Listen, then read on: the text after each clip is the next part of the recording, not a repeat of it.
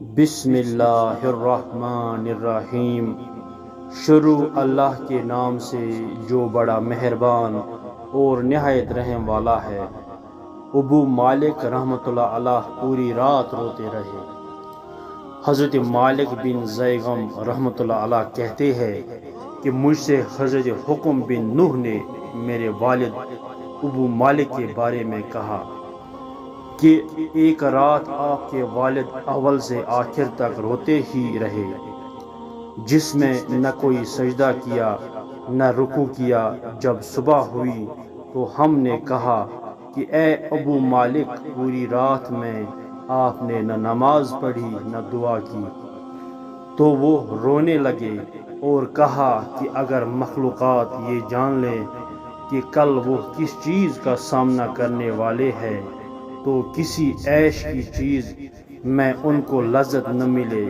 خدا کی قسم، میں نے جب رات کو اس کی ہولناک کی اور اس کی تاریکی کی شدت دیکھی تو قیامت اور اس کی شدت و ہولناک کی یاد آ گئی، جہاں ہر نفس اپنے آپ میں مشغول ہوگا، نہ کوئی باپ بیٹے کے کام آئے گا اور نہ بیٹا باپ کے کچھ کام آئے گا۔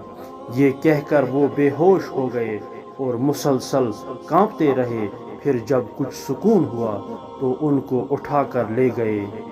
اللہ والوں کی یہ واقعات بتا رہے ہیں کہ ان حضرات کو اللہ کا کس قدر خوف تھا اور آخرت کی کس قدر فکر تھی، جس کی وجہ سے رات بھر وہ بے چین رہتے اور روتے اور گڑ گڑایا کرتے تھے۔ سبحان اللہ۔ اگر آپ کو ہماری یہ بات پسند آئی تو ہماری اس یوٹیوب چینل کو سبسکرائب کر دے، لائک کر دے اور شیئر کر دے۔